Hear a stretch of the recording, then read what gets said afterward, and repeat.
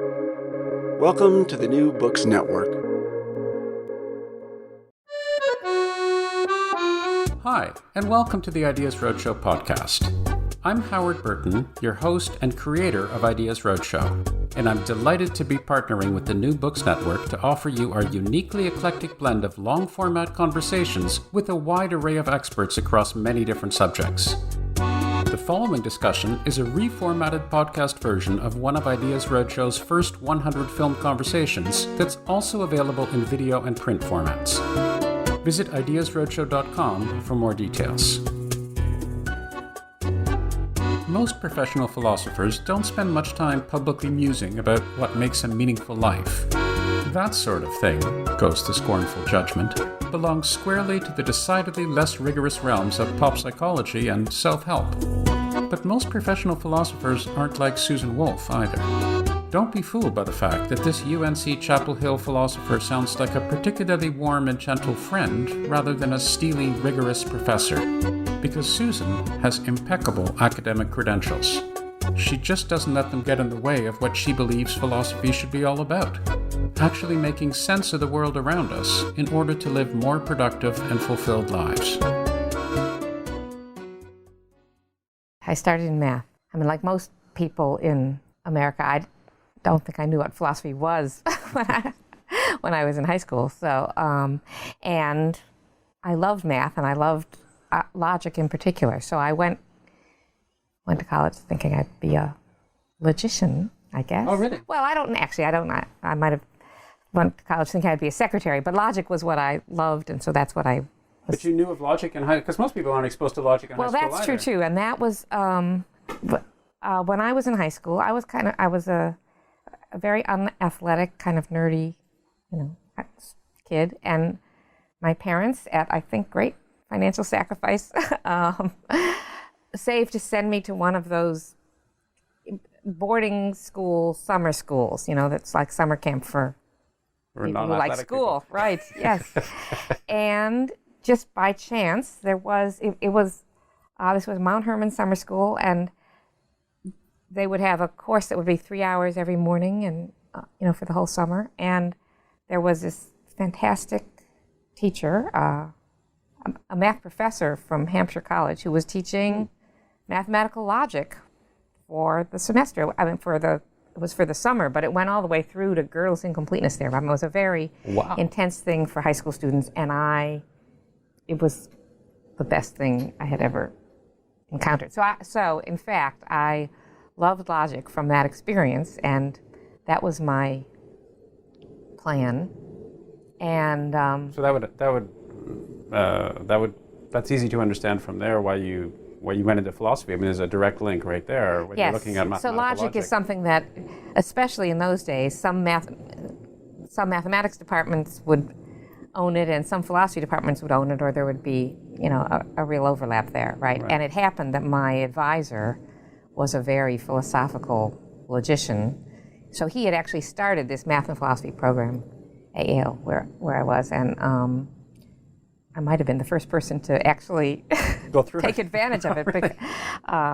But yeah, so I went, so I loved logic, and my second favorite set of classes were English classes. I loved logic, and I loved novels, basically. And so, one short way of explaining why I went into philosophy was because it was a subject in which you could do both those things and count them as towards your major, sort of. But abstracting a little bit more, I think it was that I loved kind of the aesthetics of math, of system building, and of the kind of clarity you could get, and of the kind of mind-expanding feeling you got when you sort of learned these new concepts. And but I loved human beings. I loved thinking about human, stories and the human condition. So philosophy was a way in which you could kind of you could have the subject matter of the humanities in a more formal kind of context. So, in retrospect, I think that was was a good choice. And did you find yourself, as time went on, moving more towards the human-centered aspects and less away from not so much mathematical logic, but other aspects of mathematics, because it can be quite abstract and quite impersonal and very gratifying intellectually, but really seemingly independent of aspects of the human condition? Right. Well, while I was still in college, I just loved both those things. I didn't. So I went into graduate school still expecting to do logic as my topic, but because I had been a math and philosophy major, I had more math than philosophy. That was the way the major was structured. And so I got to graduate school and thought, well, before I go into what I'm planning to specialize in, I should get a broader background in philosophy. And then I just got distracted. I mean, I was just taking courses in different subjects. There are always distribution requirements. And when I was in graduate school, Thomas Nagel was teaching at Princeton, and also Richard Rorty. And sort of between them, I just found myself interested in other things. So I just didn't go back to logic. And when you were looking for a graduate program, presumably it was people like that attracted you to go to Princeton to begin with? Were you thinking that you wanted to work with you worked with Thomas Nagel, right? He was your supervisor? Yes, he was my advisor. Was this something that you had deliberately sought out when you were looking around for graduate schools, or did this just happen because you happened to have chosen Princeton? How did that work? Well, so I wanted a really good graduate program, and Princeton and Harvard were probably the best two at the time, or at least that's what I was told. And so I looked at both of them, and they both would have been good for the things I was interested in. In fact, I'm not sure that I knew who Thomas Nagel was, but it did have David Lewis, and Saul Kripke was teaching courses there, though he wasn't fully on the faculty. So it was actually a good place for what I thought I was going to do, and seemed to have a more nurturing and communal feel to it than Harvard. So that was really. Okay. Yeah. And your work in free will and responsibility and all the rest of that, how did that come about? How did you start going along those lines? Well, as I remember it, I'm talking to you, and it happened to you, so that's what I want to know. No, but so as I remember it, it was a result of taking one of Nagel's seminars, where we read some stuff on free will, and where, in particular, I think it was in that class that I found out that it was all right to still be deeply puzzled by the subject. I mean, for some reason, I don't think I studied it in college, but I must have gotten some sense that people didn't think about those questions anymore, that they had all been settled, and that all respectable people in philosophy were compatibilists about free will. That is, they didn't think worries about determinism sapping us of freedom and responsibility. They thought such worries were confused and had been dealt with, or at any rate, they didn't. Yeah, you couldn't talk about that as something that you still didn't know the answer to. And then Nagel, he has this wonderful way of not knowing the answers to. He loved questions that were really hard and that he didn't know the answers to, and yet here was this totally brilliant person. So the discovery that I could actually ask that question and it would not be a sign of intellectual weakness or something. Yeah, muddle-headedness or softness was just fantastic. So I think it was through his course. I say that's what I'm told because my husband, who is also a philosopher and whom I met, though just kind of met when he was in graduate school and I was in college, when we took some courses together.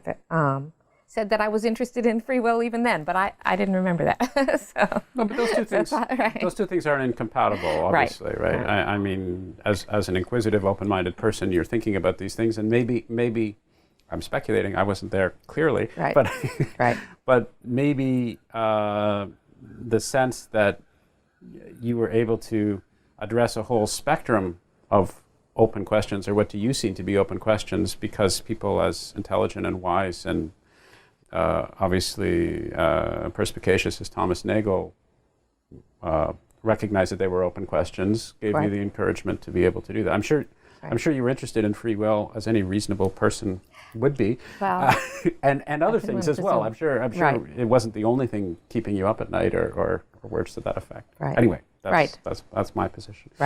I want to talk a little bit about your style. So I don't pretend to have read everything you've written, but I've read a little bit, and there seems to be some interesting aspects of your style that come through. So first of all, I'll describe some of those aspects, and you can tell me if that makes any sense to you, or if any of that is actually deliberate. In keeping with some of the things you were saying before about your interest in mathematics and logic, as well as your interest in human beings. In the first case, so I'm thinking specifically of not only your book on meaningfulness, but also Moral Saints and other things that you've written. There's an immediacy in your writing. There's a lack of pretentiousness, I can say, that comes across. You get a sense that you're engaged in philosophically substantive topics, but that there's a freshness and an immediacy that this is not just for academicians who are sitting in some ivory tower somewhere. These are things that have to do with the human condition, that the person who's working at the drugstore down the road and your gardener and maybe yourself or whatever has wrestled with and is wrestling with. Is that something that you deliberately try to convey in your writing? I should ask you, first of all, do you agree with that does come across? And if so, is it deliberate? Well, I take it as a compliment. It's meant as a compliment. So I aim for it. And so, yes, I guess it's deliberate. Right. In some ways, it's deliberate. I don't know that I could do it any other way. You write the way you have to write, but it does reflect my attitude, both about what I think philosophy, or at least the kind of philosophy I love and got into the field for, should be, and also this fact that my writing, I think, has always been partly informed by the thought I want my parents to be able to understand it. My parents are very smart people. They could understand anything, but they didn't go to college, and they don't. And so anything that would look, so jargon, I'm sensitive to it in that way. To sort of think, I'm thinking of my readers as people like my parents, or like my. Had you always done that? Did you bounce things off your parents when you were all the way through your career, early in your career? Did you do that? No, not at all. But I just always have this. It's not that I was thinking always specifically about it was a litmus their reading test, it. I realize. But it was. I think it just, is kind of this sort of back of your mind thought. Like, I still think when I am at a philosophy colloquium or something, how would I feel if someone who wasn't in philosophy walked into this room and saw people talking like this about this subject? So I at least want to hold myself up in a way that I wouldn't be ashamed. Yeah. Seems like a reasonable way to proceed. The second thing that comes through to me in your style of writing is this desire to find a middle way, or at least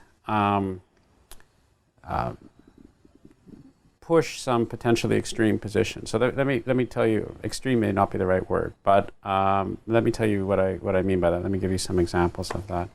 So when it comes to some work on moral luck, there's this notion of, well, there's this way to look at things and there's that way to look at things, and maybe we don't actually have to look at things in this sort of bipolar type of extreme, there's a middle way we can actually do things. And I mentioned the moral saints before. There's this idea of if we believe that there is some systematic framework for morality, well, then a logical conclusion of that would be that we should try to all act as morally as good as possible within that systematic framework. So one is getting the sense of, maybe I'm saying two different things, but I'm getting the sense of looking at particular cases where you have an established structure and you're testing that structure in different ways. So it's almost like, I mentioned that I have a physics background. It's almost like you're trying to create these little test particles, which is what happens in physics all the time, right? You say, okay, you have a law, you have a framework. Well, let's take a test particle, and more importantly, let's try to take a test particle which may actually lead to a result which we don't necessarily expect or we don't necessarily want, which can shed light on the on maybe the fallibility or at least the fact that this theoretical framework that we have is not the last word. When it comes to meaningfulness, which I obviously we're going to get to in a moment, there's this sense of, okay, some people think that we act driven by this motivation. Some people think we act because of that motivation. But what about these things over here that don't seem to fall into either one of those categories? So I'm always thinking that you're looking at these as I say, these test particles.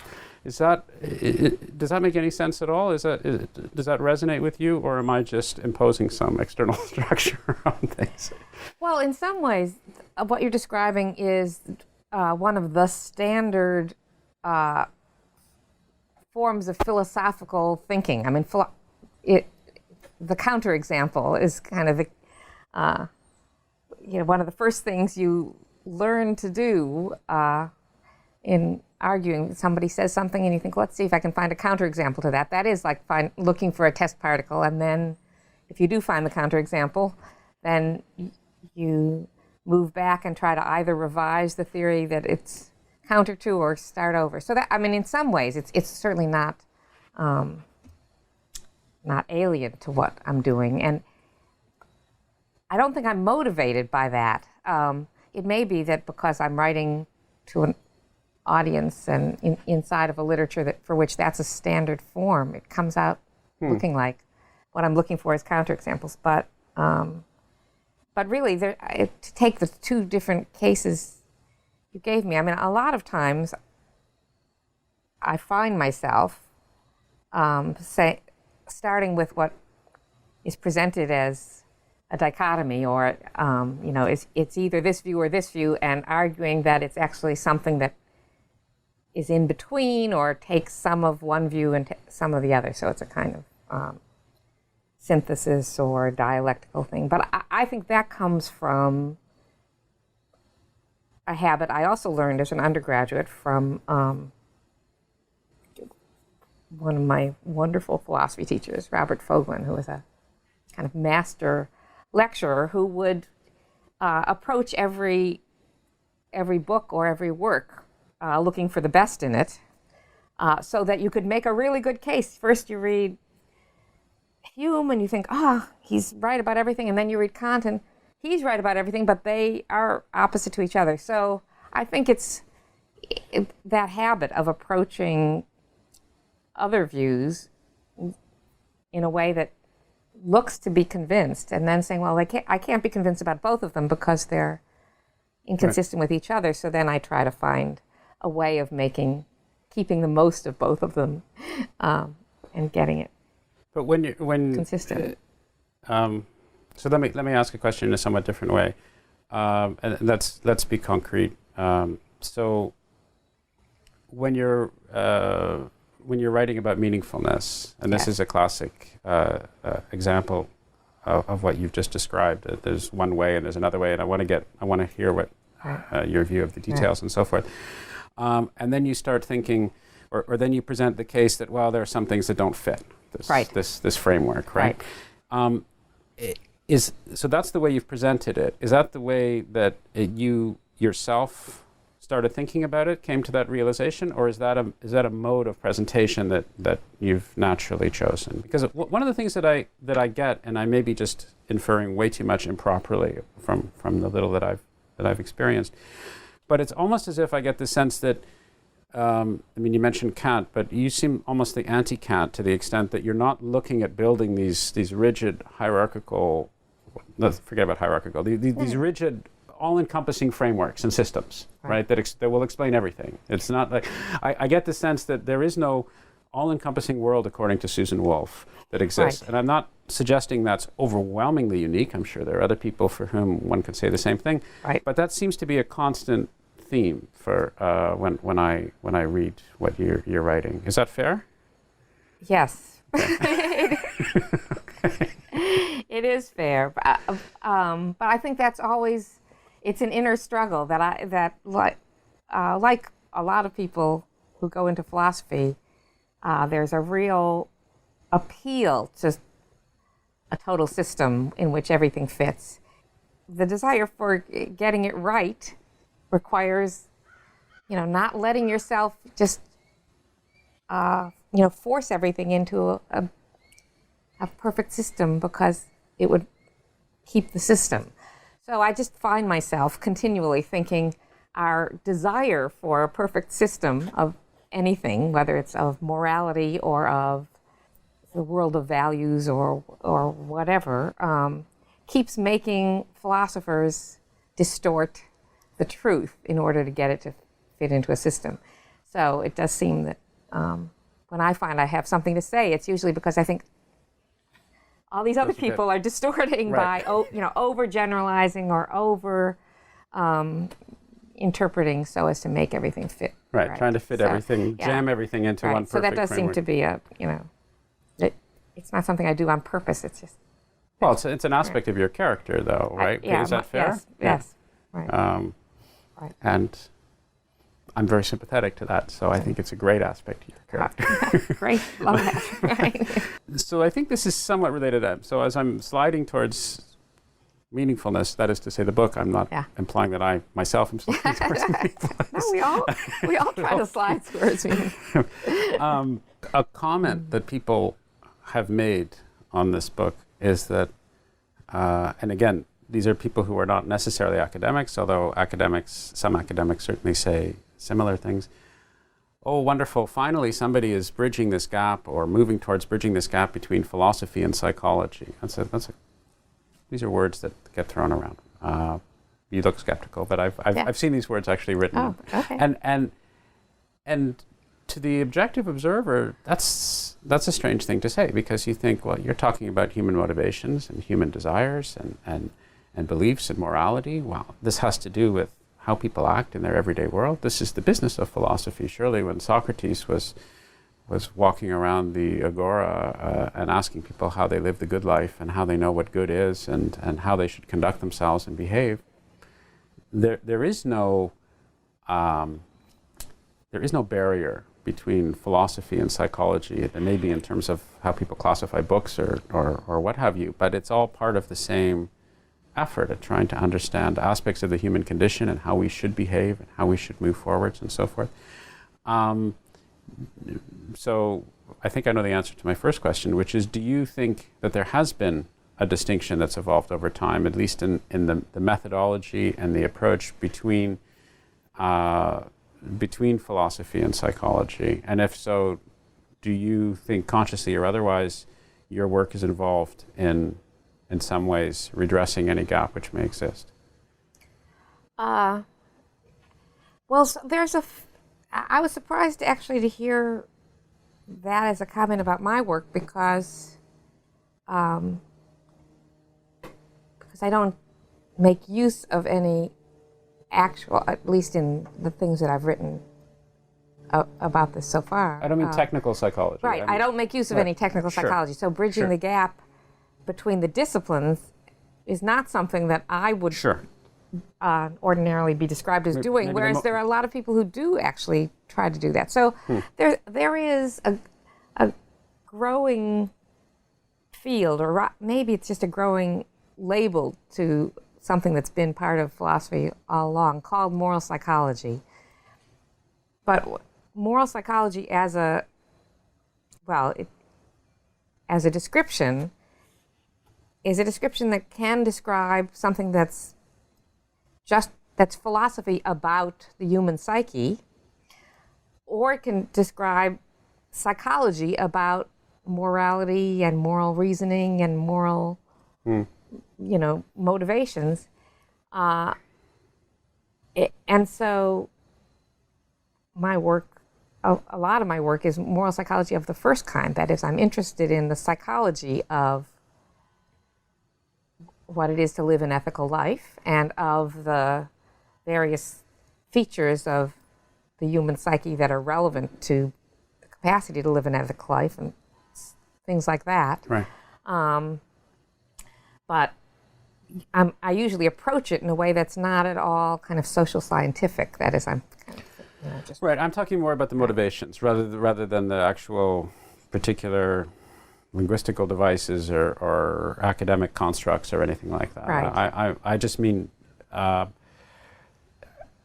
not so much as a prescription, but writing in clear, unadulterated prose what's driving us, why we're doing what it is that we're doing, which is a core aspect of psychology, one would imagine. Yes, right.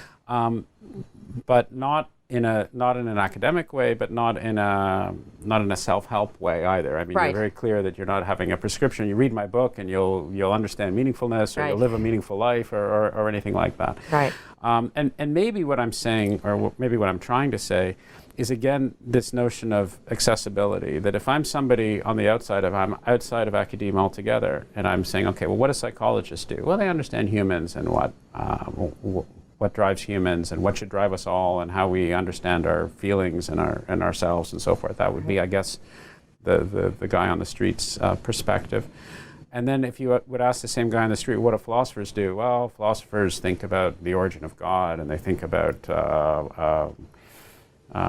it's not clear what the guy on the street would think that philosophers do, but Right. Well, exactly. but there would be some sense of something maybe a little bit more grandiose that has to do with metaphysics and I would think and that sort of thing. Anyway, so I'm let's get to happiness, because I've myself have tried to jam you into a theoretical framework that doesn't necessarily apply, and you've resisted as well. You should have. So let's talk about what you're actually saying in that work, and before we move on to how those views may have changed and the responses that other people have given and so forth and all the rest of that. So I can ask you to describe it, but maybe what would be best, since I'm supposed to be the curious non-specialist, is to give you a very, very basic précis of what I took away from that, and then you tell me if that's right or if that's wrong, and what I'm missing. Right. So, as I said before, my basic sense is there are two, you frame it in terms of two areas that have been ascribed to human motivation, namely self-interest and this notion of duty or morality. Why should I be acting in such and such a way? And you say there is not only there is a large category of things that don't fit that particular framework, right, but that within that category are things that are particularly resonant with all of us. So much so, in fact, that most of us would say these are the things that are most significant and most important and give our lives a sense of meaning. And we should expand our understanding and our framework so that we can include that. Right. And then you come up with your particular idea of what that entails, namely this combination of a subjective aspect of your, what is it, the fulfillment principle or something, the idea that you should do what it is that you're doing, you should follow your passions, basically. Subjectively, and then your passions should, on the objective side, your passions should actually be sufficiently objectively meritorious and worthy. And right. So there's this combination of subjectivity and objectivity. Right. So that's my sense of what it is that you've done. Is that reasonable? That was very good, actually. Yes. Is that not bad? Yes. Okay. So I think I'm probably going to edit all that out, because I think it makes a lot more sense for you to actually say what you're doing, because otherwise it makes it look like I'm just trying to show off that I read your book. So well, it was probably better than I would. No. So let me start again, okay, and ask you to to give me a basic synthesis or basic overview of what you wrote in Meaningfulness and why you thought it was important. Okay. Well, I start out with the claim that we tend, both in philosophy and in ordinary life, to describe and characterize our reasons and motives in one of two ways. Either I'm doing it for myself, for self-interest, to make me happier, or I'm doing it because I have a duty to do it, or some impersonal sense of what's good or right is driving me. So there's a kind of dichotomy between personal, meaning self-interested motives, and impersonal motives, usually identified with duty. So if you ask someone, why are you doing that? Their answer is likely to come in one of those two categories. Either I'm doing it because I like it, or because I want to, or because it's best for me, or I'm doing it because I have to, or I ought to, or for the sake of the world. Right. And it's my sense that neither of those accurately captures a very large part of what I and a lot of people, probably middle-aged people especially, do. Moreover, it doesn't capture a lot of what are the most important things that we do, it doesn't explain why we're doing them. Right, and you give very concrete examples. You talk about this idea of visiting your brother in the hospital, or you talk about this idea of making a dress for your daughter for Halloween, and right. and neither one of these things, both of which are concrete examples of the sorts of things that people do all the time and consider important and right. meaningful, fit into either one of these two schemes. You're not doing it because you're maximizing your self-interest. Clearly, right. Visiting your brother in the hospital is not something that causes you this enormous amount of personal pleasure and satisfaction all the time. Right. And at the same time, you're not doing it because you feel that you're making the world a better place, or that it fits into this overall sense of moral structure and so right. forth. And so again, I would say, at the risk of sounding vaguely sycophantic, that this is very, very helpful to people when they're reading this, because rather than just looking at some philosophical argument that's structured, you're giving very concrete examples that people can resonate with. So anyway, that's my right. 2 cents worth. Right. Well, so those are good examples. Well, they're your examples. But, no, I didn't mean. Good examples, brilliant. No, they are excellent illustrations of where I go with the right. sense that, look, I don't do everything either because it's good for me or because it's the best thing for the world. Examples of why do I visit my brother in the hospital, which is not particularly pleasant, nor is it the most important thing I could do for the world. Why do I lose sleep making the groundhog costume for my daughter's Halloween parade? That was a groundhog costume. You didn't mention that. It was. One of the other articles mentions the groundhog. Okay. I have a picture I could give. But why? Right. The answer in those cases, as you would expect, is because I love my brother and my daughter. So love for particular other people, to start out, seems to me to be the clear example of the kinds of things that give meaning to our lives that aren't really motivating us to do things for our sake or for the world's sake. It's for the individual person's sake, or out of love for those individual people. Right. And then, generalizing from that, it's not all about people. So the thought is, when you step back and say, why do I do most of what I do? The two big categories that come up is I do a lot for my friends and relatives, for the people I love, and I do a lot, in my case, for philosophy, or for one's work, or for one's vocation, or for one's, the idea is there are lots of things other than people that we have a deep commitment to and attachment to that I think motivates us beyond either the self-interested or the duty, the duties associated with the job or the hobby or the activity in question. So in the case of philosophy, I also give an example of losing a lot of sleep and peace of mind, trying to get an argument right and trying to get just the right words and get just the right view. And you think, why am I doing this? Am I doing this for my sake? Am I doing it for the sake of the world? Well, the world doesn't care that much about philosophy. And as to my sake, if you're trying to balance how much time and effort it's required, against what else I could be doing with it, that's probably not right either. It's somehow this idea for the sake of the truth or for the sake of good philosophy. It's something that's really not captured by these other things. And there too, I think I wanted to use the word love in a way that's generalizable enough to say, in addition to loving people, and specifically individual people, we love fields, areas, art. So in that case, it's love of philosophy that's driving me to do those things. But there too, meaning in life comes from things like that rather than from these other categories. So that was sort of where. Right. And there's, so my understanding is, well,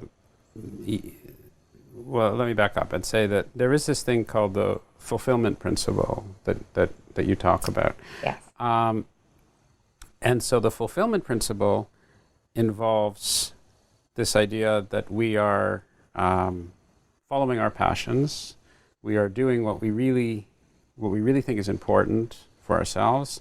We're going for it, as it were. We're not just living in this mundane, day-to-day, dreary existence where we're not really doing what it is that we want to do. And again, this is something that I think everyone can identify with and resonate with. This notion of getting into a rut, of seemingly having a life which is okay, but we haven't really been. We've somewhere along the line, we've sidetracked what it is. We've sidetracked from what we really care about and what we really think is important to us, what really gives us fulfillment.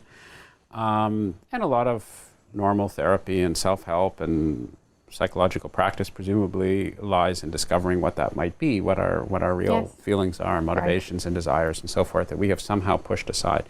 And so there is this sense, again, in terms of understanding what gives us meaning, and maybe looked upon from this notion of a deathbed reflection as to how we'll look back on our lives and say whether they were meaningful or not meaningful. You identify a whole category of things that give us a sense of fulfillment that we would drive towards, whether that's becoming a better cello player or whether that's volunteering in a soup kitchen or whatever it happens to be. It's this sense of, yes, I haven't actually been doing that. But again, my sense is that it's not as if you were saying those are the only things. You certainly allow for self-interest, standard happiness thing. We go into a store, we want to have an ice cream. That doesn't have anything to do with this notion of fulfillment. So you're quite inclusive insofar as you say, yes, there are all these things that we pursue for our self-interest, and we'll engage in this particular deal, and we'll say, hey, this makes me happy, and we'll have momentary pleasures and so forth. And on the other hand, we also do feel duty, of course. We feel duty in all sorts of ways, which impinges itself on our action. But there is this classification of areas that give us happiness. That happiness is the wrong word. There is this area of activities that we engage in that give us some sense of fulfillment, and that's one essential aspect that leads to a sense of meaning in our lives. Is that a fair way to put it? Yes. Yes, but so I guess there are two different things I want to say as you're wallowing as around you're giving this kind of summary, right? Where I think you're going is that in trying to figure out what is this area of things that give meaning to our lives. I already started with love, which has to do with and acting in a way that that's enhancing or contributing to or realizing something you love is where the fulfillment, the subjective feeling of fulfillment comes in. I mean, it's fulfilling to do stuff you love to do or have a passion for, or to do stuff with or on behalf of something you love. But that love doesn't have to be a person, like we were saying before with your daughter and your brother in the hospital. So when we say find your passion, usually we're thinking not about a human being. We're thinking about an activity you're passionate about. Right. But then, as you know, and in the spirit of finding the test case, perhaps here of like that sounds right, but it depends on what you've got a passion for. Right. So then I want to say yes. Fulfillment is a deep feature of meaningfulness, but not anything that you could be fulfilled by will actually give you meaning. So that's one direction to go in, and I'm sure we'll come back to that. In talking about, there's things that make you happy, and there are things that fulfill you, and there are things that you do out of duty. Those are overlapping. There's no reason, actually, to think there can't be something that does all three of those things, and certainly almost anything that you find fulfilling it's feeling fulfilled or finding something fulfilling is a positive emotion, even if it's not the same as pleasure. And so it's going to be a very fuzzy distinction between what makes you happy and what is fulfilling. Right. So the way to look at this may be in your non-system, if I can take a systematized view of your non-system. Yes. You have happiness, pursuing self-interest, what I would call getting the ice cream cone over here. Then you have this these things that can this self strike that. So then you have the meaningfulness business over here. Yeah. You're pursuing your passions, your love for the manifestation of love for a person or an object or an activity or what have you. And you have duty and acting in such a way that Immanuel Kant might be proud and all the rest of that stuff over here. And that all of that whole spectrum is involved, at least potentially, when you look at the motivations for individual people's actions. And at this point, there's no benefit to necessarily trying to draw any strict boundaries between them. Is that a fair assessment? Yeah, right. There's no benefit to trying to draw strict boundaries. They're not exclusive of each other. Right. And I think often we don't really notice which of these categories our motivations fit into it at all. So maybe my diagram wasn't also very good because it's logically possible that you could have all three. With respect to the same thing. So if I have this linear thing, then you can't have all three, I guess. So that's why it should. But yeah.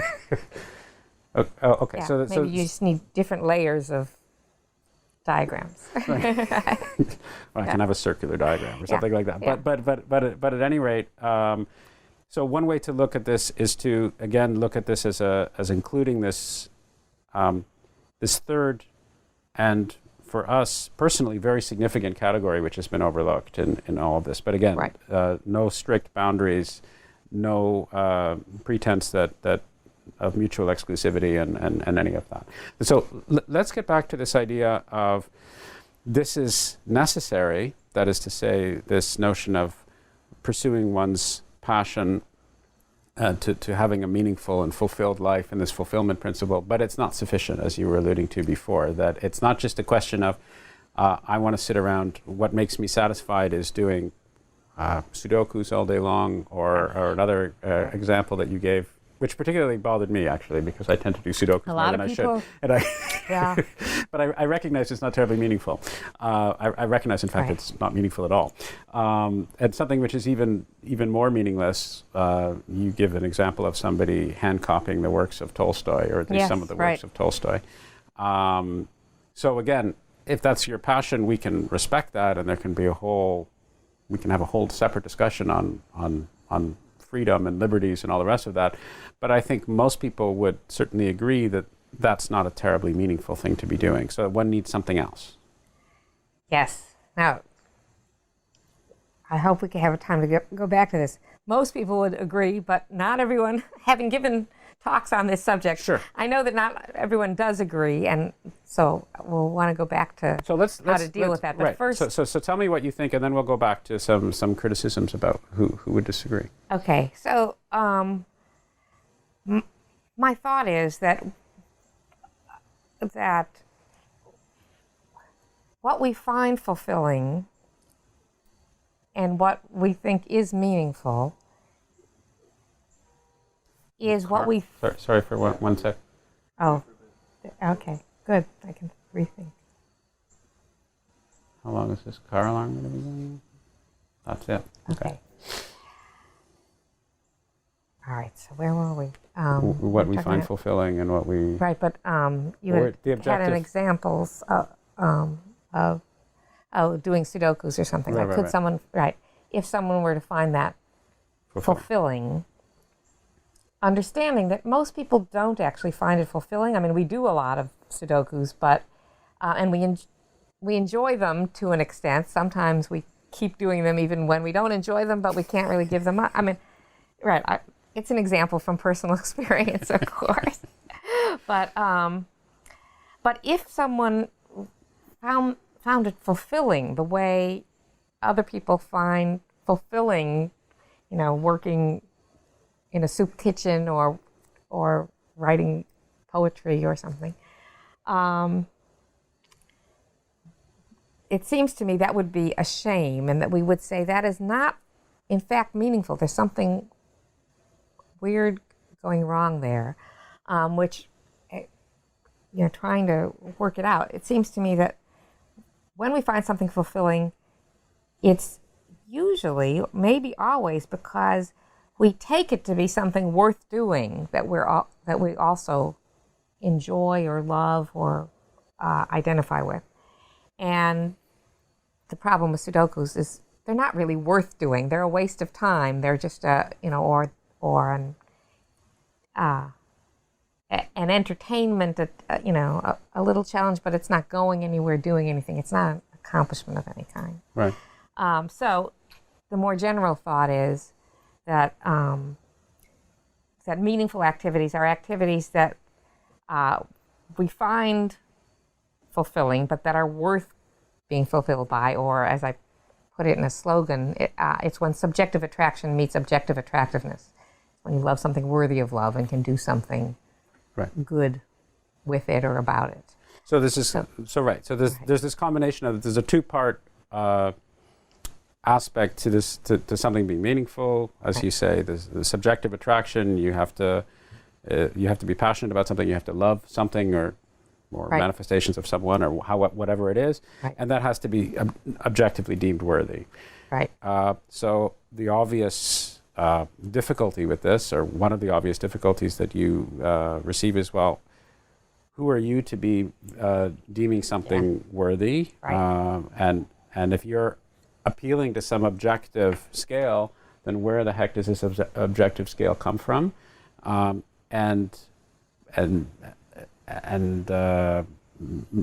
my perspective, I can't make any distinction between doing Sudokus all day long or working in a soup kitchen, because I don't have this objective framework by which I can appeal to and make that decision. So how do you defend yourself against that? Right.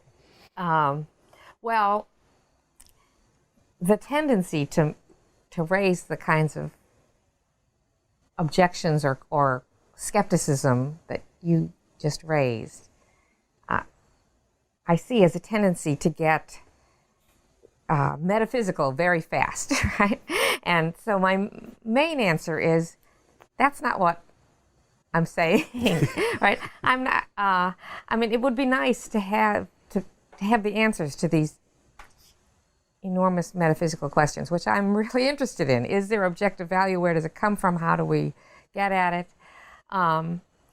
But thinking at a more human, down-to-earth scale, I think we all do make these distinctions all the time. And of course they're fallible, but you say, I don't have the perspective to know whether Sudokus are any different from working at a soup kitchen in terms of value. And I think, really? I mean, it's not, have you never had the thought, what should I do? These are, doesn't matter. But, I mean, Bentham has this famous comment that pushpin is no better than poetry. Isn't that pushpin and poetry? Yeah. Yes.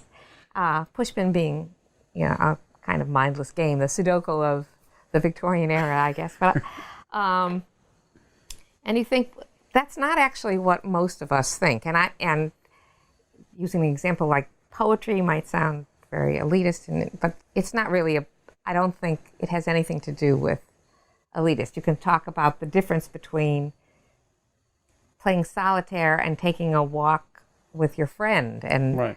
yeah, are they equally valuable? No, they're not equally valuable. Right, and you're not making a distinction between poetry and working in a soup kitchen. You're making a distinction between poetry and playing Sudoku and playing all day. Sudoku all day. Right. Yeah. So, so the first answer is most of us do have in our ordinary life a vocabulary in which we do describe certain things as a waste of time. I should have gotten away from this video game an hour ago.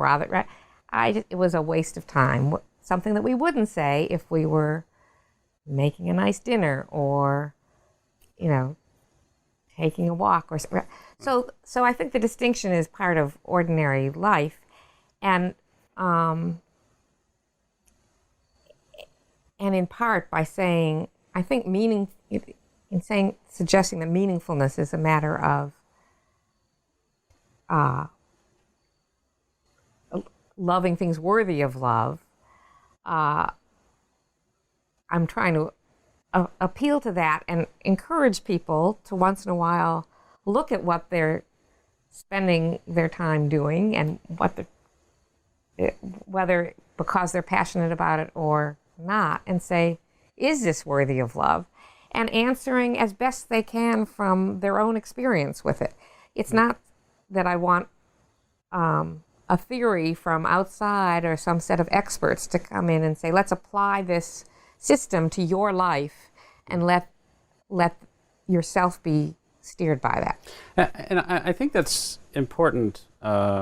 As a non-specialist, is one of the things that's very, very refreshing about your writing, and it ties into what I alluded to earlier. Because I think people have a certain skepticism about philosophical approaches being relevant to their day-to-day lives. And part of that skepticism, I think, is tied into this notion that you so eloquently expressed as getting metaphysical very quickly. Right. This sort of thin edge of the wedge argument, that as soon as you say something, someone's going to generalize it to something hugely abstract. Well, value, how can you say value? There has to be some big systematic thing out there, and who are you to be able to say this? And the difficulty with that, of course, is that then you can't do anything. You find that if you have to wait until this grand superstructure has been developed before you can make a meaningful decision as to whether to turn right or turn left or something, right, it's not going to help you very much in understanding what human motivations could be or should be or what have you. Right. And then the second thing that I think is attractive about this is, notwithstanding the fact that you bypass a knee-jerk response that some philosophers might have of getting metaphysical too quickly, you're able to actually ground it in Aristotle, which I just thought was brilliant, actually. So you establish your street cred, and you can appeal to normal people all at the same time. And so Aristotle did that. Yeah, Right? no, but That's I right. was unaware. So I learned about this word endoxic, which I hadn't heard of before.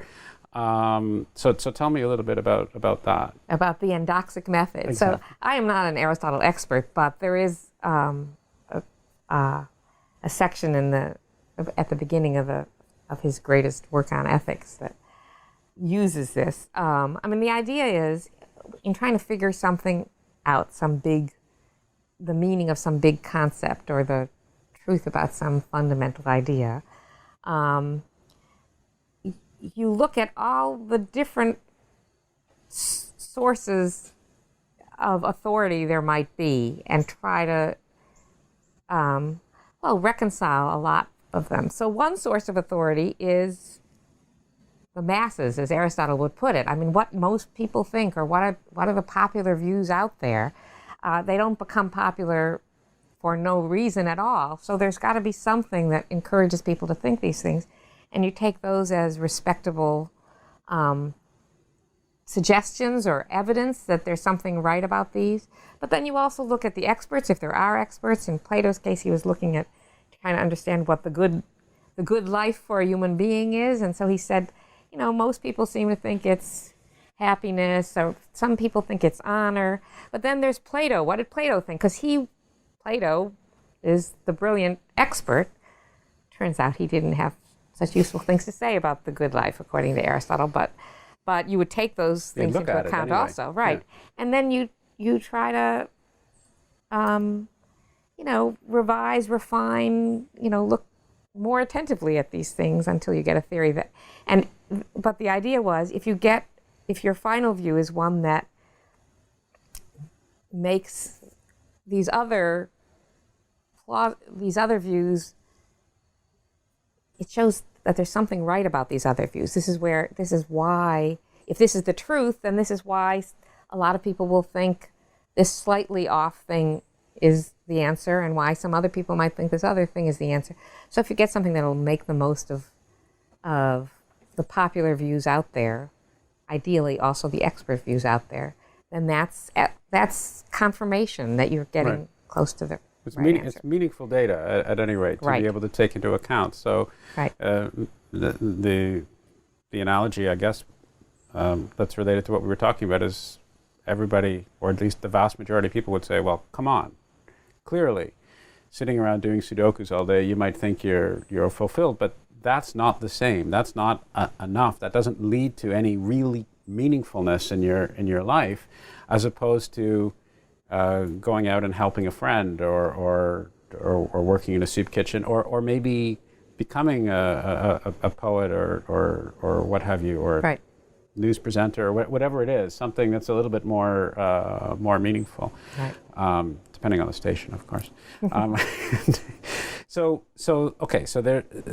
my sense is, yes, you recognize it's a problem, that logically, if you're appealing to something objective out there in terms of making assessments, you don't have a complete theory to be able to say this is 7.5 on the objectivity scale, and that's 4.5, and therefore that's. But nonetheless, that shouldn't stop us, because we all do make these judgments. We realize that that's inside of us, and it's, as you say, it's something that's actually going on right now. I mean, everybody's doing it according to their own particular value scale, so it's an important aspect of how we're behaving. Right. Go ahead. Well, so there are a couple other things I'd want to say. Please. in direction of defending, talking in terms of there being a distinction between more worthy and less worthy pursuits and things to do.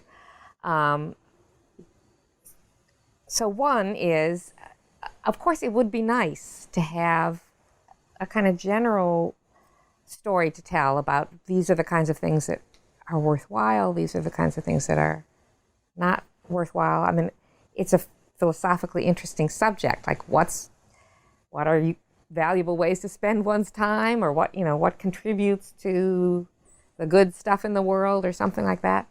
And there are various ways you can approach that. I mean, it's a philosophical subject in its own right, and there are probably a lot of different philosophical ways you can kind of build your theory. Another somewhat less philosophical way is to just pool our thoughts as ordinary people of what things seem.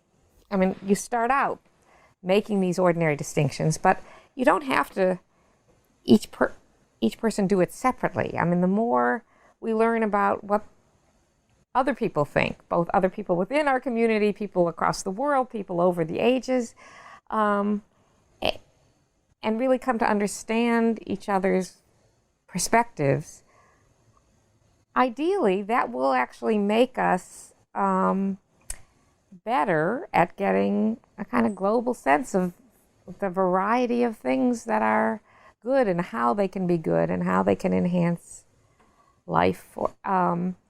So there is a kind of communal enterprise that I imagine as being able to contribute to the answer to the general question.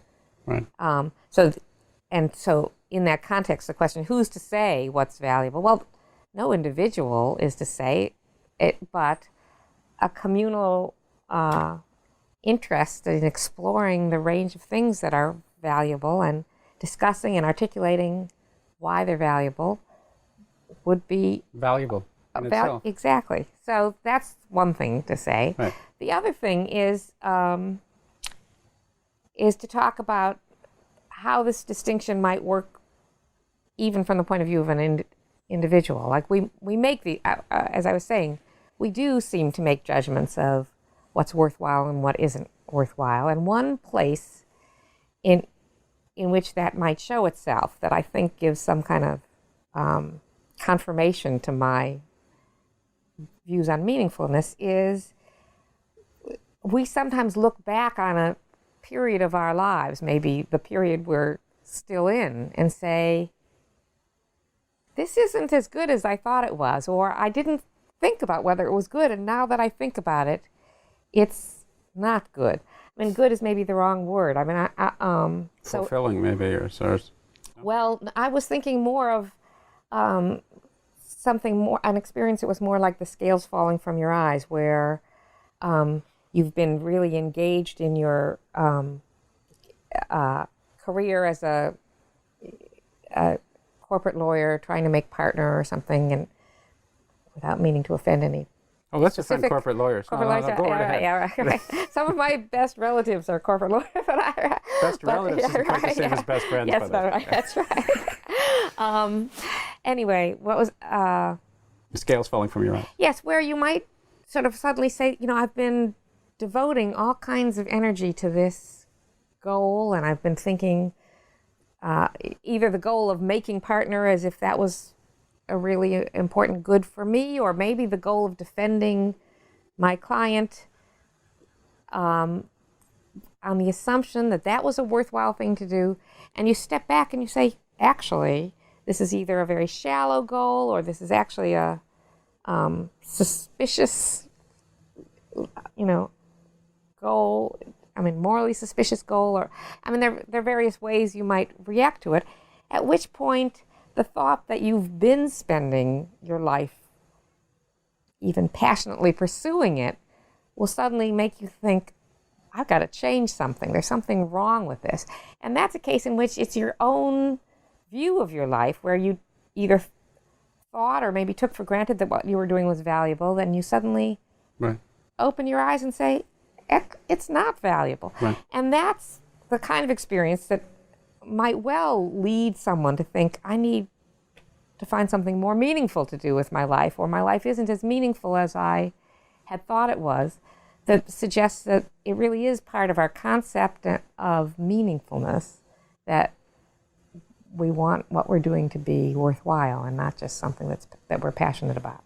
And this has nothing to do with the problem of objectivity, because it's the same person according to that same person's criteria as to what makes something meaningful. The scales fall from their eyes and they think, oh gosh, according to whatever it is that I think is meaningful, I haven't really been living a meaningful life up until this point. So there's no issue with... So I actually think that is it might not have to do with the problem of objectivity understood as a philosophical problem, but I do think that is objectivity. That objectivity, or the kind of objectivity that I think is important here. Because they're referencing objectivity in their evaluation of meaning. It has to do with the idea that I can be wrong about how good something is.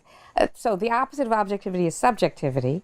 Subjectivity would suggest that whatever I think is right for me. Whatever I think is good for me. But if you actually wake up and say, I thought it was good, but I was wrong, that just shows that you aren't a subjectivist, really, because you did think it was good, but it wasn't good. But it's you yourself, not some other authority who is imposing this on you. That's that's doing that. And it's not like, well, I used to think this was good, now I think this is good, I've changed my mind. That's not actually the experience I'm referring to. I'm referring, it's this experience of I didn't understand or appreciate before what I now appreciate. Right. So this, of course, you could be wrong then too. No, sure. But it's this notion of, I guess to pick up on that. So there's this notion of evolution of these things, evolution of our understanding of these things, or evolution of the judgments that we necessarily make with respect to these things, which can happen at a subjective. Okay, maybe I'm not using these words correctly. It can happen at a personal level. Yes, exactly. Or it can happen at a societal level. I mean, we can all say things like, well, we used to think that art is a good example here, because exactly. because we, Vermeer was a nobody, or maybe not a nobody, but not Cézanne maybe. Sure, but if you were looking to buy a Vermeer in the 18th century, or even the mid 19th century, it wasn't actually that difficult to do. Whereas if you want to try to buy, I mean, if you look at these guys, I mean, it was expensive, but it wasn't super expensive. Like look at the Frick collection, right? And most of these things were bought in the 1910 or 1890s or whatever it is. He had a lot of money, but they weren't nearly as valuable as they are today, right? Or maybe the 18th century or what. Okay, Cézanne is another example. It doesn't really matter who we pick. It's not right, but the examples.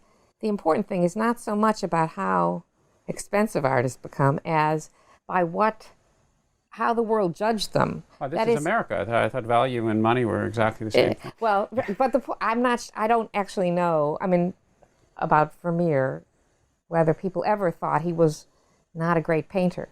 But with the Impressionists, or Van Gogh, I mean, there's an enormous history of how they were rejected by the experts in art, by the Paris Salon, that this stuff is junk. But we now think they were mistaken. They didn't know how to look at these paintings. They didn't appreciate what was going on. But it was a mistake. So, I mean, that's just a good example of a social mistake, that society didn't think this was worth doing. Now they see that it was actually fantastic. And of course, I mean, there are moral examples, all these people thought slavery was acceptable, right? So that's, perhaps a more obvious case of, social error on what's valuable. Right. So I guess to at least recap for me, the argument is that by acknowledging the existence of mistakes, potential or actual, we are necessarily implying the existence of some objective criterion by which we can measure those things. Because otherwise we would be in this subjective, whatever we like is tautologically good. Right. And we would have no backdrop whatsoever to make those sorts of judgments. Very good. So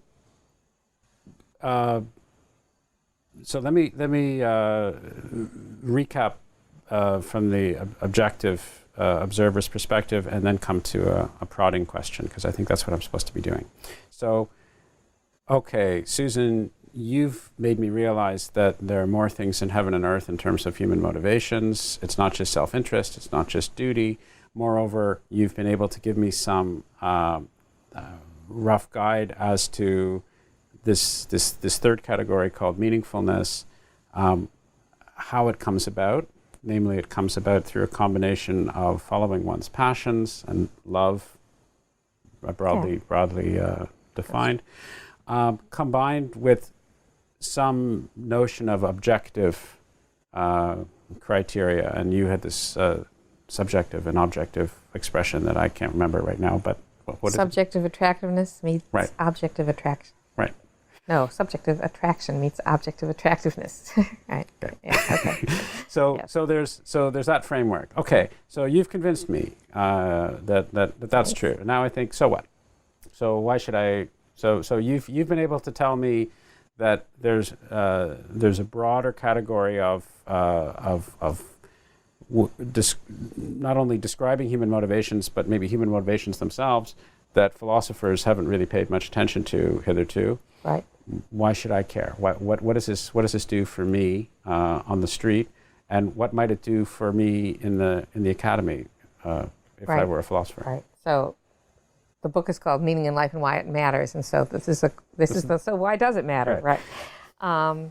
And right, there are two levels of question. There's why does it matter to me as an individual, and why does it matter? So there's one question which is, why does it matter to me as an individual to live a meaningful life, to think about living a meaningful life, or to have the concept of meaningfulness in life? And then there are questions about why does it matter from an academic perspective, perhaps, to have that set of concepts. Okay, so the quick answer to the first question, the personal question, is well, first of all, why does it matter to live a meaningful life? Like, why is it even a good for us to live a meaningful life rather than just a happy life? I think what meaning in life does for us from the inside is it gives us something to say when we try to reflect on our life from the point of view of, being one speck in a vast universe, or, I think of, the deathbed scenario when you sort of step back and say, what have I made of my life? Is it something I can be proud of? That's where, having been engaged in things that are worth doing from some perspective that's more objective than I enjoyed it, gives you an answer. And presumably it's an answer you want even when you're not on your deathbed. You want to be able to look at your life in a way that you can be proud of. I talked earlier about, what if someone outside of philosophy walks in on this colloquium, right, and think like, they're talking about this little tiny thing in these, fancy ways. Like, why are they spending all this energy? Right? That really is the same thought. That I would not be proud of thinking that, of having someone think I'm spending my life engaged in some nitpicky little question that 7 other people in the world care about. Even more, do you not want your life to be spent wasted on the equivalent of Sudoku? So that's why you should live a meaningful life. Why should you have the concept of a meaningful life?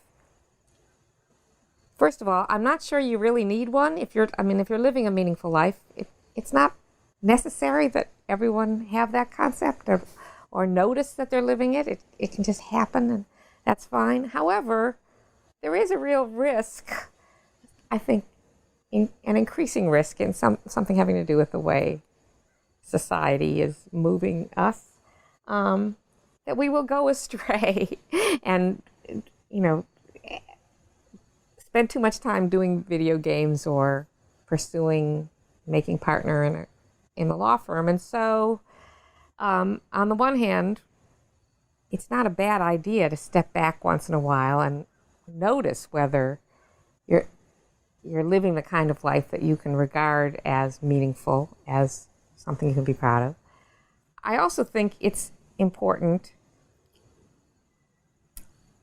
to have the category as a category that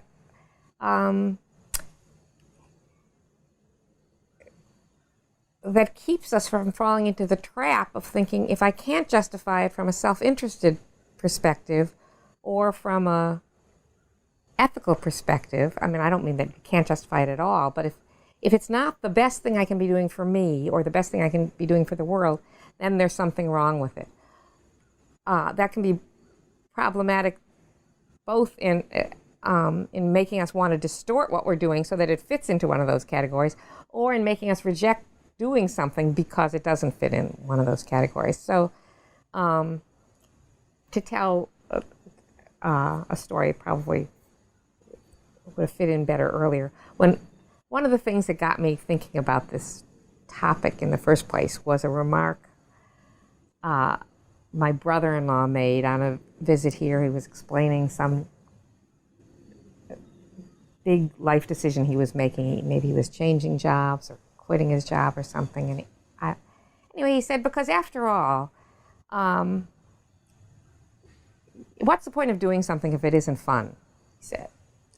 It was a rhetorical question that in many contexts, many people would have just said, yeah, exactly, right, But for some reason, I thought to myself, gosh, if that's true, then I'm really not living the right kind of life, because my children were young at the time, and I was, sort of going back and forth between trying to do all these things I needed to do for them and do all these things to, for my students and get my writing done so that I would get tenure. And I just thought, it's not fun, right? Whatever else it is.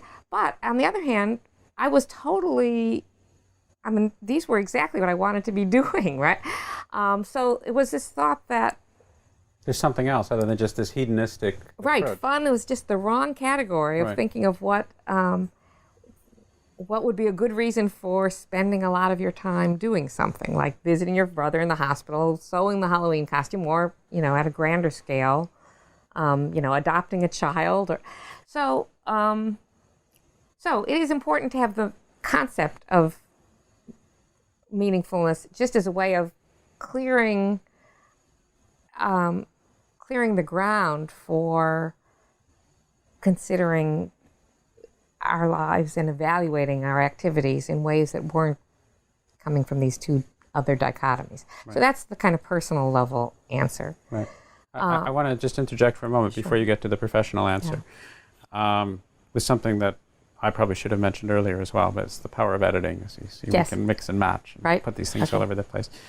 A really revealing example that you gave to me, which resonated with me, was this idea of the drug Sisyphus. Yes. So here's this story of this this guy who's punished by the gods and forced to roll a rock uphill all day long, and has his liver. Anyway, all sorts of nasty things happen to him, and he's basically perpetually rolling this rock, right. Which is a terrible punishment because it requires a lot of physical exertion, and it's boring as all get out, and it's something that he clearly is not happy with, as the gods intended.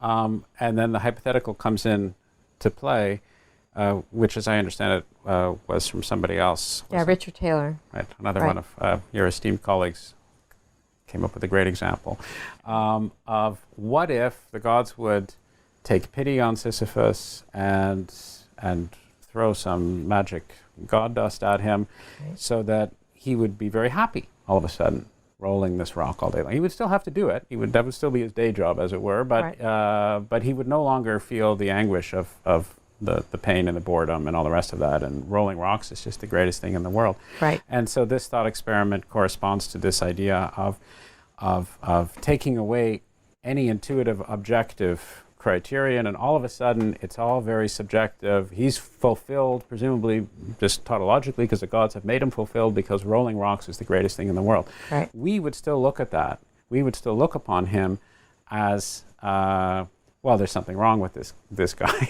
Right, yes, right. He's rolling rocks all day long. Right.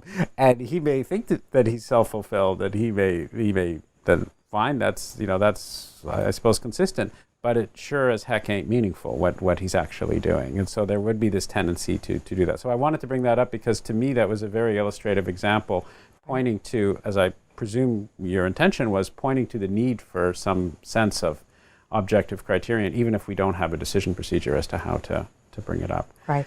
Right. So maybe I shouldn't have just talked and so forth. But are there, before you get back to the professional, why does it matter? Right. Are there? That seems like a very compelling argument to me. Right. Good. So when you make that argument to your colleagues. And again, it's the power of example, right? Because you can talk about these things in the abstract, but when you actually imagine, you put yourself in the perspective of watching this guy roll this rock all day long. And we all have our examples. You could have somebody on acid who's finding that they're fine, but that's all they're doing all day long, and we're thinking, okay, right. That's not a meaningful existence. Is that a compelling example, not so much for the man on the street like myself, but is that a compelling example? Is that sufficiently compelling so that some philosophical colleagues can start recognizing that maybe one should start taking that argument a little bit more seriously?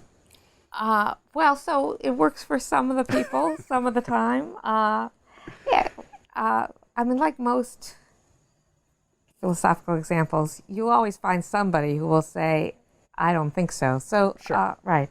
So how might they object to it? I mean, one is to say, well, that's, and I think Richard Taylor probably had in the background, look, there isn't anything else to be had there. If you start out as a skeptic about objective value, then you might think, look, our lives, our actual lives, are the metaphorical equivalent of rolling a stone up a hill just to have it roll down again. I mean, we live and reproduce, and then they reproduce, but there's we're not, we're just specks in a universe. We're not going anywhere with anything. It's just all coming back in a circle. And so the thought is life would be meaningless and absurd. I mean, it really is from the outside, as it were, right? But if we're into it, that's all that it takes to make it meaningful for us, right? And so the idea is, to just take the metaphor of Sisyphus as an example of our whole lives and say, so really, Sisyphus enjoying rolling stones is what we are, and that's all we need. I mean, it's kind of optimism within pessimism or something. And I just think that's, so I think that's what motivated Taylor and what grabs some people. A different way to go, which is more interesting, is that all right? Yeah. Okay. Is to say, and there's an article by Joel Feinberg. It's been a long time since I've read it, but he does kind of a wonderful riff on the Sisyphus story, suggesting, well, it's not just a matter of whether you roll stones up the hill only to come down again, but like, what are you doing as you're rolling the stone up the hill? Are you, at one point I think he gives examples of, maybe you're juggling the stones, or maybe you're doing interesting creative things so that you roll it differently each time, and sort of a way, you might find a way to roll a stone up a hill that has to come down and do it again, that's actually creative, and it's not just that you're drugged into liking it, but that you're actually doing remarkable, interesting, and legitimately valuable things with a very constrained set of parameters. Right? Okay, and that's my understanding of, and I'm no expert, but that's my understanding of what Camus himself, I mean, so the myth of Sisyphus, of course, comes from, it doesn't come from Camus, but he made it famous. He was the one that started using it as a paradigm of absurdity or meaninglessness. Right. Yes. And right. so we get this sense of an invocation from him, as I understand it, that we should, yes, we are all in this position where we're rolling balls uphill all day long, right. and that's just because of the constraints of life. The human condition, and, yes. And right. we can't necessarily break out of that or with any degree of success impose some overall value structure on that whole situation. Right. But what we can do is we can do the best we can to be, as you were saying, juggling the ball as we're going. We can try to create meaning, as it were, right. in our day-to-day life as we are rolling the ball up the hill. Right. So that seems like a very right. parallel. It's very close to the Camus idea, and right. And so that idea is, so understanding it more like Feinberg and less like Taylor. That is, it's not just that you're drugged into liking it, but Right. that you're doing something interesting with the very tight constraints on opportunities that are part of the human condition. You could argue is a way of making meaningful what would seem not to be meaningful from in itself. But maybe Right. this seems to me an essential part of what you're talking about. So correct me if I'm wrong. But so there's the bigger meaning, right? There's the bigger. Okay, what's the meaning of life? What's the Right. meaning of the universe? What's the Right. meaning of our existence? And where is it all going? And all that stuff. So that corresponds to these larger constraints of the guy rolling the ball. Yes. We don't have any control over any of that stuff. Right. And it's not entirely clear whether it would be productive to spend a lot of time talking about that or thinking about that. Right. But what we do have control over, and what in the meantime plays an awfully important role in our lives, albeit consisting of going up and down hills all day long, Yeah. is actually the stuff in the middle. This is what are we doing as we're rolling the ball up the hill, and I think the only time that the parallel presumably would break down is the fact that Sisyphus doesn't wind up at some point on his deathbed looking back and evaluating how well or how cleverly or how innovatively or how stimulatingly Right. he was rolling the ball up the hill. But otherwise, it seems the parallel is fairly clear. This idea of two types of meaning, right? They're right. There is the idea of two types of meaning, and that might track the traditional question of what's the meaning of life with the question I've mainly been talking about, which is what's meaningful, what makes a life a meaningful life, or how do you find meaning in life, or how do you make lives meaningful? But there are, I guess, two different ways to respond to the Sisyphus example as it's historically been understood by, from Camus onward. One is and the reason I guess I found myself an opponent of Taylor, or of this period of Taylor's philosophical work, is that it's not true that our lives are just matters of rolling the stone up the hill and down again, so that if only we liked it, it would be meaningful. We can do more with our lives than roll a stone up our hill or play Sudokus. We can do all kinds of things, from writing poetry to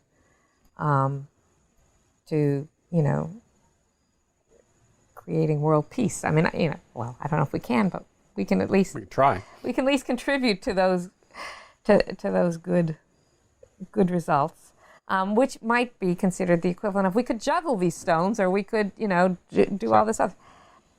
So one thing is, you have to be. There's no point in thinking it's all just a matter of liking the situation that we're fated to have, because we're not fated to have a meaningless situation. But then there's the question, what kind of meaning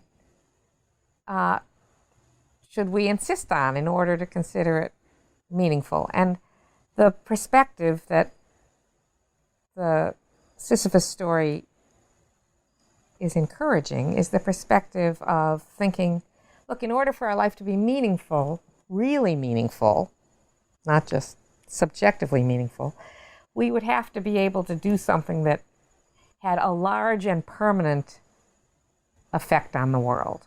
Right? And the problem in saying, oh, the human race is just like Sisyphus, the idea is, we're little specks in a vast universe, and from a cosmic perspective, there's nothing we can do that will be of any value at all.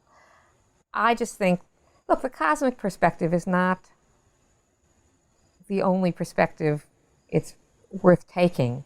And so my thought is that meaningfulness, as opposed to the meaning of life, is a matter of quality and not quantity. So it's not a question of will it last forever or will it affect thousands of people. It's a question of will I do something good and worthwhile, which doesn't have to be worthwhile relative to a large time-space period, but just worthwhile, or will I fritter away what life I have doing nothing, or doing bad stuff, I guess. The cosmic perspective argument I've always found peculiar. And here's why. I mean, this is something which intuitively resonates with everyone. You go out in the night sky and you look up and you see all these things out there and you think, wow, we're obviously not that important. But so that's an intuitive gut feeling that you have. But on the other hand, let's imagine that some time from now we were able to very, very cleverly, because it's not clear how, but very cleverly we'd be able to populate the universe, let alone the galaxy. And so let's imagine a situation where you couldn't say that humans would be an insignificant speck, that on a cosmological scale somehow, very hard to would jive with the laws of physics and so forth, but it doesn't matter. Let's imagine that was the case. So what? It wouldn't really change things if humans were everywhere, all over the place, and we were important all of a sudden on some quantitative level. It still wouldn't really affect my life personally. It wouldn't affect any of these broader questions about cosmological level meaning. Anyway, that go ahead, sorry. Well, it's interesting to think in that direction. That is, to start with people being the way we are, and then just think, now we take up a large percentage of the vast universe rather than a tiny one. Like, how does that make us any better? Right. Good question, and not at all.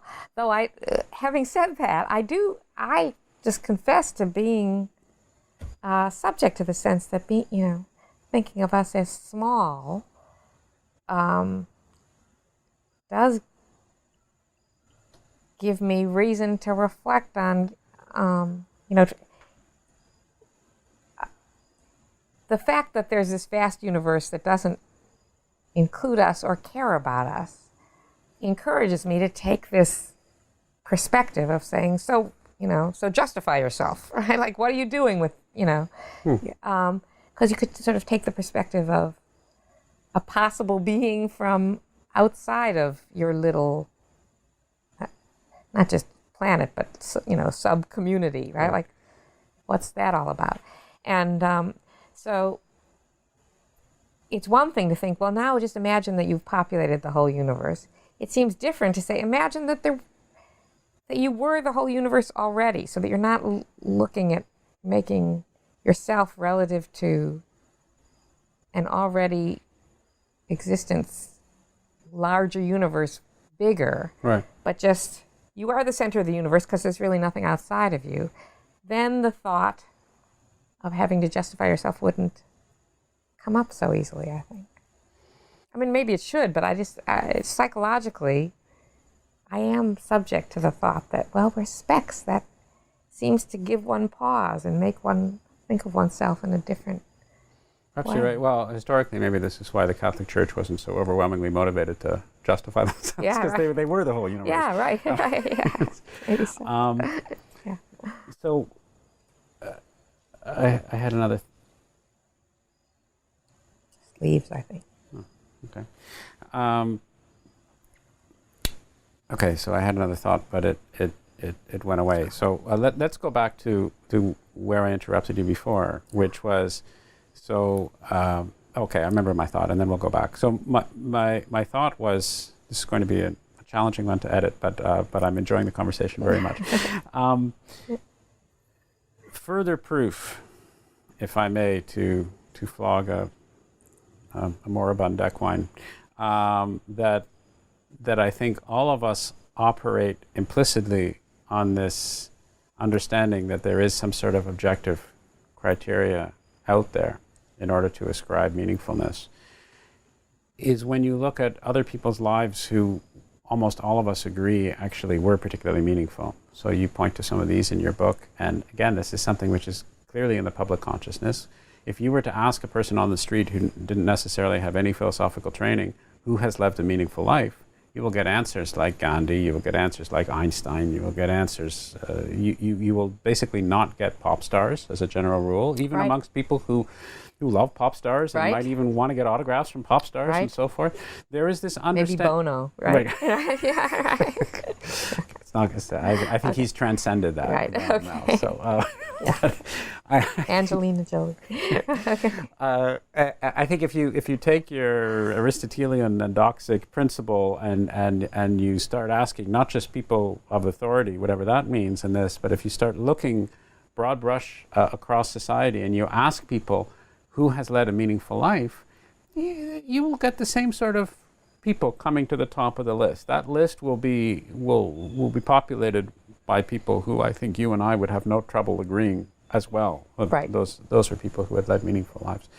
And I think that's just further proof of the idea that whether or not it has any ontological philosophical status or not, there is widespread resonance and understanding of what these words mean and importance ascribed to them as well by most people. Right. Right, good. So let's get back, if I may, to where I interrupted you some time ago. Yeah. So you were talking about, you were answering the question I asked, which is why should we care about any of this if you are someone who is not a professional philosopher? And I think you gave a very comprehensive answer, although feel free to embellish if you wish. But you were about to talk about why you might want to care about this if you actually are a professional philosopher, an academician, and I cut you off. Right, okay. So actually, there are more categories, right? There's the personal level versus the professional level, if you want to call it that. But professional isn't just philosophy. It could be also from the point of view of social institution building. I mean, there's the level, how can it matter to me that I have, in the living of my life, that I have the concept of meaningfulness or that I strive for meaningfulness? And then there's the question, how can it matter in a less immediate way? So philosophically, I think the concern is once you recognize that meaningfulness is an important dimension of a good life, it will affect how you think philosophically or theoretically about the two things that I was contrasting it to, that is morality on the one hand and self-interest or happiness, which aren't identical to each other, but anyway, self-interest and happiness on the other, both of which are kind of standard philosophical topics also, but that tend to be overly simplistic, I think, because self-interest is often just thought of as either happiness, a pleasure, as much pleasure and little pain as possible, or getting as much of what you want as possible, preference, satisfaction. But meaningfulness requires that there's this element of an objective perspective that isn't going to be identical to the happiest life or the life in which one gets whatever one wants. So it will affect your views on happiness and self-interest, and it'll affect your views on morality. At least I think it should, in part because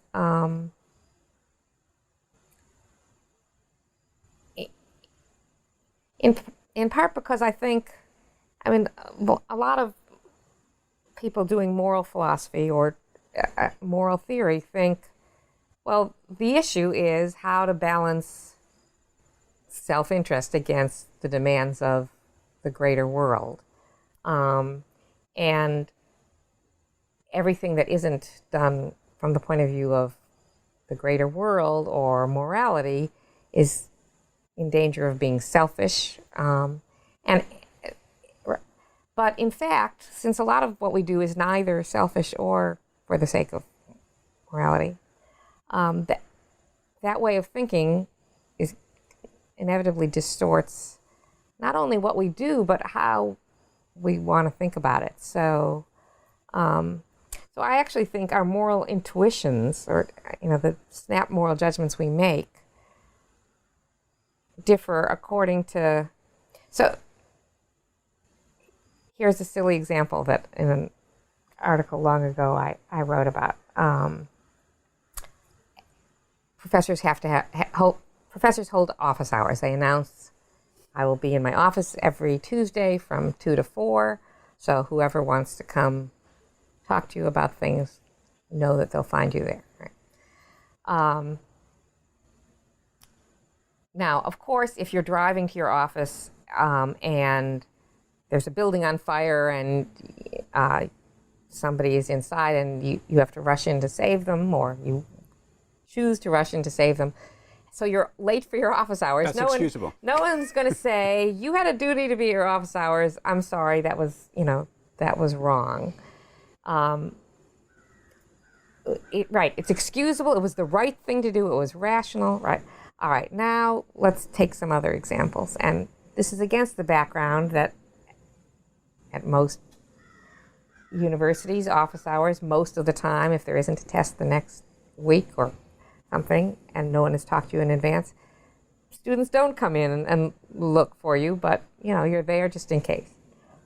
So I give an example of, you've got your office hours, but you get a call at the last minute saying that your philosophical heroine is in town on a rare visit, from out of the country, and is giving a talk at this neighboring university.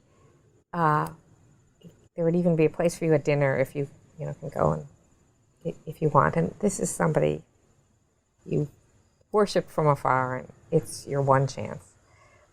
Now, my thought was, in such a case, I think it would be reasonable, and if it were my friend, I would actually tell my friend, go hear the talk and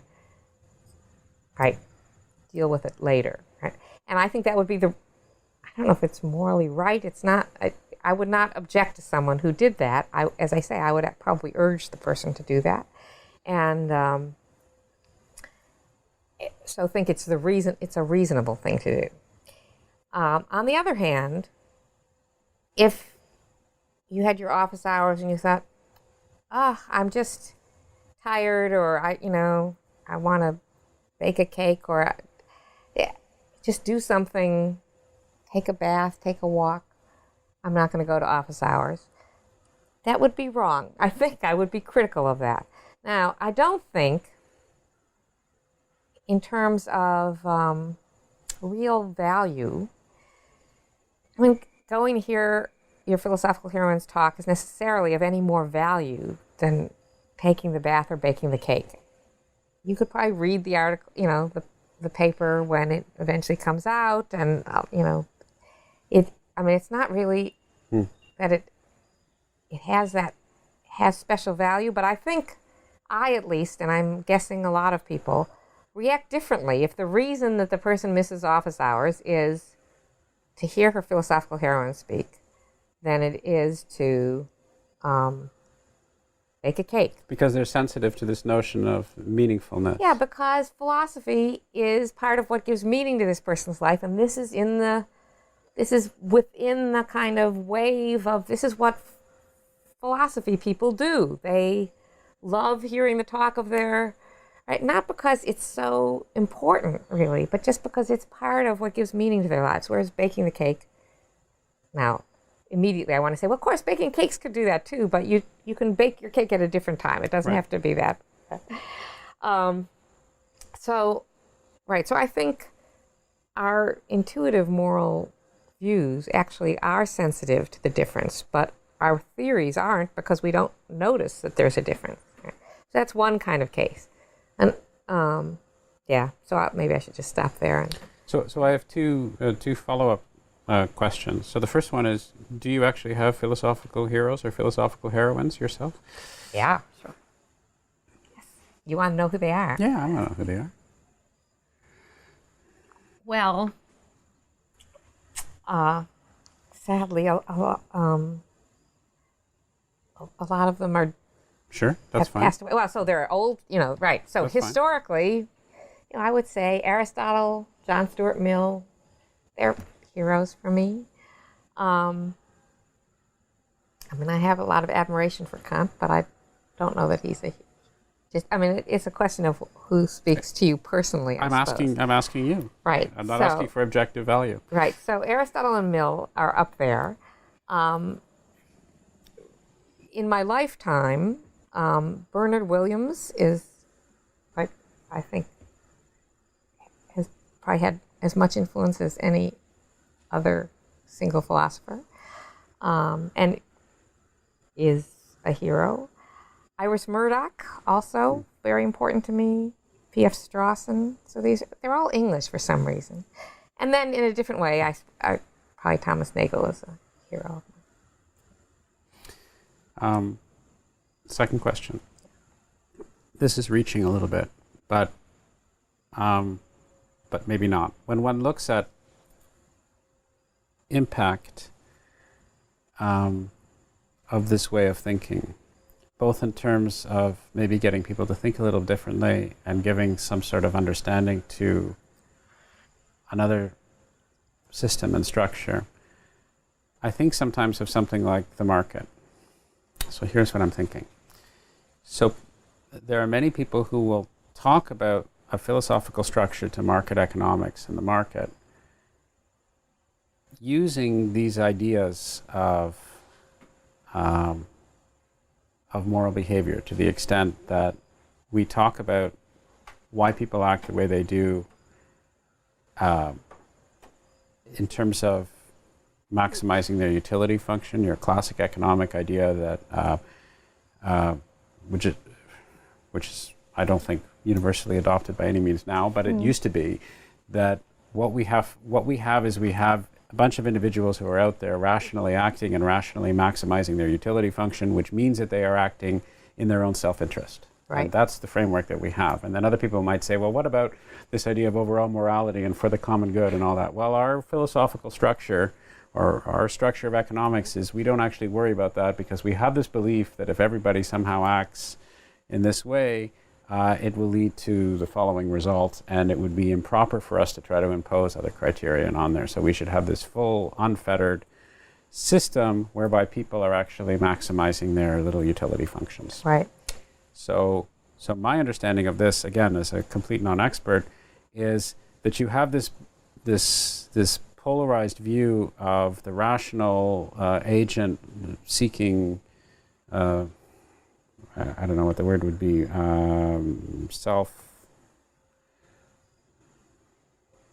self-indulgent individual. That's not the word that I want to use. What do I want to use?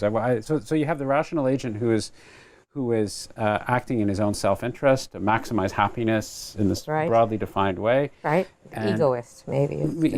Egoist. And our whole view of the way we should structure our society economically is to say, the other side of the coin, which is this moral aspect, should be taken out of that particular realm, and we should just focus on that as a way to go forward. And then there are people who say, no, government should be intervening more on the moral side. And so there's this juxtaposition of these polarities, right? Yeah. And that we should construct an economic system being aware of this categorization scheme. And then some people think there should be all of this and a little of that, and some people think it should be the other way around. And that's the filter by which we should look at economic systems. Right. And so I'm thinking, okay, if you expand that filter, if you add another degree of freedom, as it were, if you say it's actually not the case that it's just the egoistic side over here and the moral side over here, but in fact, there is this other area which has a whole lot to do with human fulfillment and human motivations and human desires, that somehow has to be taken into account. One could imagine, at least in theory, that you could develop a completely different structure, economic structure. I don't know how to do it, and I'm not suggesting anything, but it seems like there might be a way forward there theoretically. Does that make any sense? Yes. I don't know that it would win any political allies, but they're not here anyway. That's for sure. Yeah, I know. Don't get me started. So there are two ways. I had meant to come back to this too, and just forgot about it. There are two ways that adding meaningfulness as a as a category could affect us politically. One is perhaps less radical, but maybe more appealing and more likely to win allies, which is to say, look, it's important not to have overly simplistic views of what a good human life is. A good human life is not just the life that's happiest, but a life that's meaningful, and that therefore, insofar as we are in the business of trying to, as a society, of trying to give people the opportunity to live good human lives to the extent possible, it's important to build in to what we're constructing ways that people can not just be happy, but can find opportunities for meaning. And those aren't, so it's not just more TV stations. I mean, some TV is great and is an opportunity for meaning. You're not an anti-TVI, we understand. Right, yeah, no, right. I've tried to give a lot of examples. Right. And nor am I anti-happiness. I mean, happiness is worth a lot, and pleasure is worth a lot, but not everything. But the point is, it might be a reason to say, make sure our education system does more than give them, train them for jobs that they can make livings in, and that TV doesn't just have things that can, be funny at the end of the day with a beer. Right. So there'll be things like that will give you reasons that I don't think that's a radical change. I mean, you're still trying to, and there'll still be the same debates about how much government should should have control of that and how much other things should create that. But at least it will improve the model of what we're aiming for, namely opportunities for meaningful things and not just pleasurable things. But then there's a second feature that I don't know how I would deal with, and that the worries about who's to say come in at that point pretty greatly, which is to say, it's not just, which is to say that whether or not it will actually make individual lives better, there are certain kinds of things that it would be meaningful for people to do, and that we should make sure our society continues to preserve and make possible, even if they wouldn't miss it if it weren't there, right? Or they don't even necessarily overwhelmingly desire it. It's not a manifestation of what people are demanding. Right, exactly. I mean, I think some of the environmental issues, connect to that, actually. I mean, issues about what needs to be preserved for. Right. Right. And education is a classic example of that. I mean, last time I looked, 5-year-olds weren't marching in the streets demanding to be educated. Right. And we do that because we think that equipping our young people with a broad-based general education will not only help them get jobs so that they can buy televisions and buy ice cream cones and all that, which is nice too, but also in a broader context provide a more meaningful life for them. Right, exactly. And so and actually right now education is kind of in crisis because there are a lot of people who think the point of education is to prepare you to get jobs so that you can buy televisions. And that would be a disaster. I wanted to push the devil's advocate one more thing before we leave meaningfulness. And maybe this was already covered to some extent, but I can imagine someone talks about happiness and doesn't so much talk about egoism or maximizing one's utility function or any of that sort of thing, but just says, no, there's the only thing that drives human beings is happiness. And my definition of happiness is not only getting an ice cream cone and getting that immediate rush of pleasure, but my definition of happiness is looking back on my life and feeling that it's fulfilled and so forth. So what I'm going to say is, oh yes, of course you're right. Those are important things for people to feel that they are contributing towards the greater good of society and to feel that their life has some sense of broader based meaning. But that's really what I mean when I say happiness. I don't just mean this Right. small thing. So you're not actually telling me anything new. You're just highlighting one particular aspect of my definition of what happiness is. Right. So how would you respond to those people?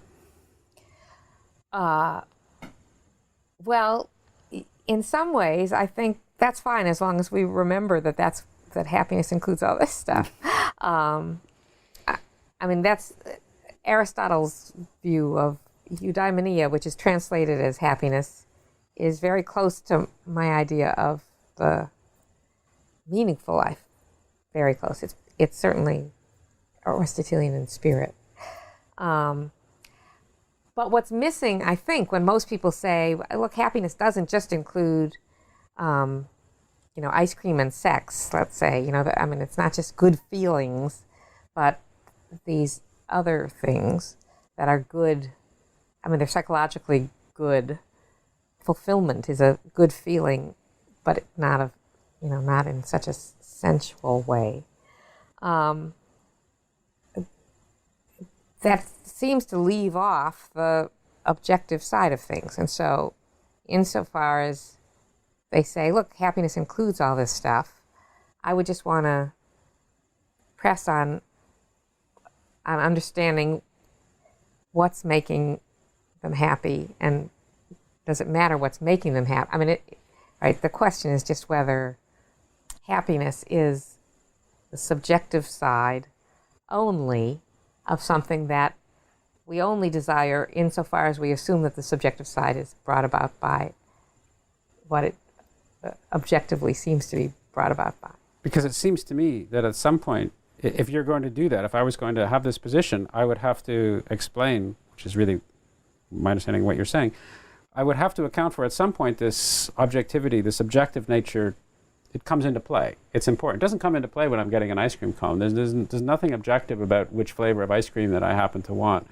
That's just completely subjective. And so you're not advocating that there be some objective that everyone criteria. should have salted caramel. Not when I'm serious. Right? So I'm learning all the stuff I'm learning about Tolstoy. I'm learning now. I know your ice cream flavor. Yeah, right. Exactly. Right. Yes. Well, right. So there is this. So for someone who would have this particular position, they would have to incorporate this objective element in there, basically, right? Is what we're saying. So there's the experience machine. I don't know if any of your previous interviews have talked about the experience machine. It's a standard philosophical thought experiment.